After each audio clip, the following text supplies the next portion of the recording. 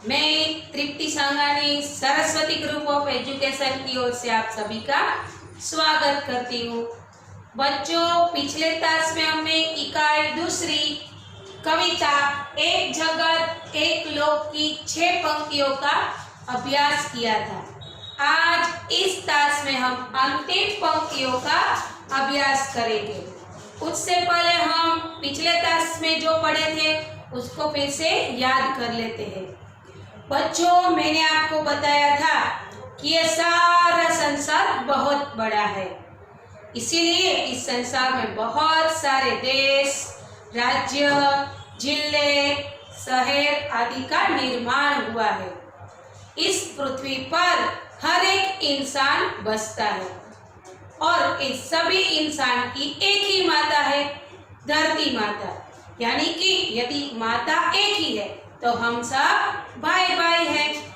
यहाँ पर इस कविता में विश्व बंधुत्व की भावना प्रकट हुई है।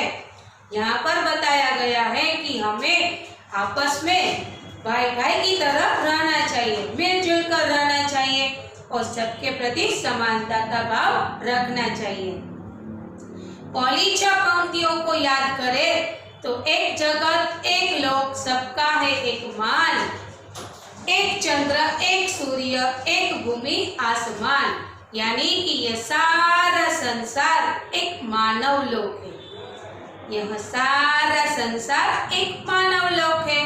हम एक ही धरती पर बसने वाले लोग हैं और हमारे ऊपर एक ही छत यानी कि आसमान की छत है। एक ही चंद्र पूरे विश्व को रात्रि में शीतलता प्रदान करता है और एक ही सूर्य हमें प्रकाश देता है। एक तेज, एक हवा, एक ही पानी, हम सबके जीवन की एक ही है कहानी, यानी कि सुख दुख की कहानी। बच्चों, इस पंक्तियों में बताया गया है कि हमें एक ही पानी मिलता है। बारिश से गिरने वाला एक ही पानी है, फिर चाहे वो नदियों में बहे, सरोवरों में बहे या समुद्र में बहे, पानी तो हमें एक ही मिलता है और एक ही प्रकाश हमें मिल रहा है। यानी कि हमारी धरती माता हम सब बच्चों को एक जैसा प्यार करती है और एक जैसा ही प्रदान करती है। हम सबके जीवन की कहानी भी एक जैसी है। हम सभी के जीवन में या तो दुख की धारा बहती है या तो सुख की धारा बहती है। हम सभी के जीवन के सुख दुख एक समान है। कभी सुख की छाव तो कभी दुख की छाव हम पर पड़ती रहती है। एक देह, एक रक्त, एक अस्थि, एक प्राण, एक जगत, एक लोक। यानी कि इस पृथ्वी पर बसने वाले लोगों के शरीर की रचना एक समान है। सभी के शरीर की रचना एक ही मिट्टी से बनी हुई है और सभी के शरीर में एक ही लाल रंग का लहू बहता है। हम सब के शरीर की रचना हड्डियों से बनी है और हम सभी में एक जैसा ही प्राण है, यानी कि जीव है। यानी कि हम एक ही जगत में एक ही लोक में रहने वाले लोग हैं। यानी कि ये सारा संसार मानव लोक है और हम सब यहाँ के निवासी हैं और हमारी एक ही माता है, धरती माता। यानी कि हम सब भाई भाई है। अब हम अंतिम पंक्तियों की ओर आगे बढ़ते हैं। हर्ष भरे गाए हम राग सुहाने, क्षमता और ममता के गीत तराने। घर घर में गूंज रहा निस्तीन यह मधुर गान, एक जगत एक लोक, राष्ट्रों में ऐक्य यही कर्म हमारा, प्रगति न्याय मानवता धर्म हमारा। मिल मिल कर के लहराए विश्व शांति का निशान, एक जगत एक लोक। बच्चों, इन पंक्तियों को समझने से पहले हम कुछ शब्दार्थ देख लेते हैं। हर्ष यानी कि आनंद, खुशी, राग यानी कि गीत, सुहाना यानी कि सुंदर, समता यानी कि समानता, तराना यानी कि गाना, निस्तीन यानी कि प्रतिदिन दिन रात, ऐक्य यानी कि एकता, प्रगति यानी कि उन्नति, विकास, निशान यानी कि चिन्ह। लेकिन यहाँ पर इस पंक्तियों के भावार्थ में हम झंडे का अर्थ यहाँ पर लेंगे। यहाँ पर निशान का अर्थ होगा झंडा। अब हम काव्य पंक्ति समझते हैं। हर्ष भरे गाए हम राग सुहाने, समता और ममता के गीत तराने। हम सबको मिलजुल कर आनंदित होकर एक राग छेड़ देना चाहिए। समता और ममता के गीत यानी कि समानता, ममता यानी कि प्रेम। हम सबको मिलकर आनंदित होकर राग छेड़ देने चाहिए। समानता और प्रेम के गीत गाने चाहिए। घर घर में गूंज रहा निस्दिन यह मधुर गान, यानी कि हम जो आनंदित होकर प्रेम के गीत छेड़ेंगे, यह सारा गीत निस्दिन यानी कि प्रतिदिन पूरे विश्व के घर घरों में गूंजना चाहिए। एक जगत एक लोक, हम एक लोक के रहवासी हैं। राष्ट्रों में एक यही कर्म हमारा, प्रगति न्याय मानवता धर्म हमारा। पूरे राष्ट्र में एकता की भावना लाना ही हमारा प्रथम कर्तव्य है।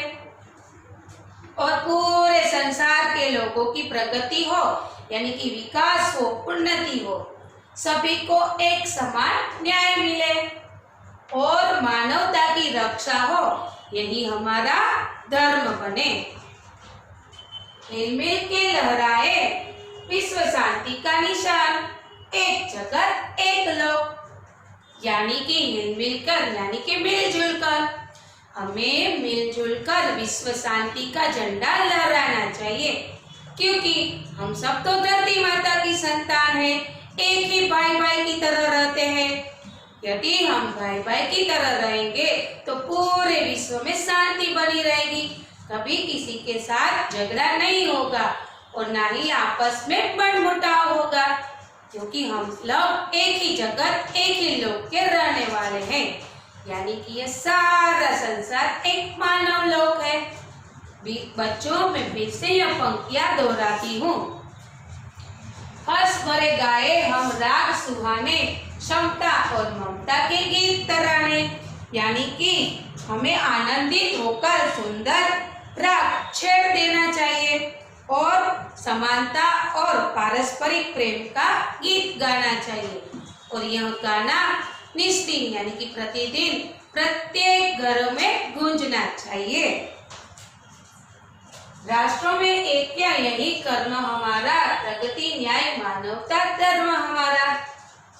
पूरे राष्ट्रों में एकता की भावना लाना ही हमारा कर्तव्य होना चाहिए और पूरे संसार में सभी की उन्नति हो, सभी को एक जैसा न्याय मिले और सभी लोगों को मानवता की रक्षा करनी चाहिए।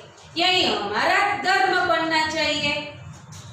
हम लोग मिलजुल कर विश्व शांति का झंडा लहराएं, यानी कि पूरे संसार में हम सब लोग विश्व बंधुत्व की भावना फैलाए। हम लोग एक ही परिवार के लोग हैं, हमारी माता भी एक ही है।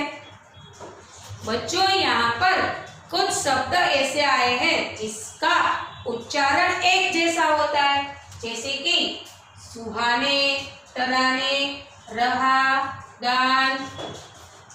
ओके, आप देख सकते कि सुहाने, तराने, इन दोनों शब्दों का उच्चारण एक जैसा होता है, यानी कि इस शब्द को प्रास कहते हैं।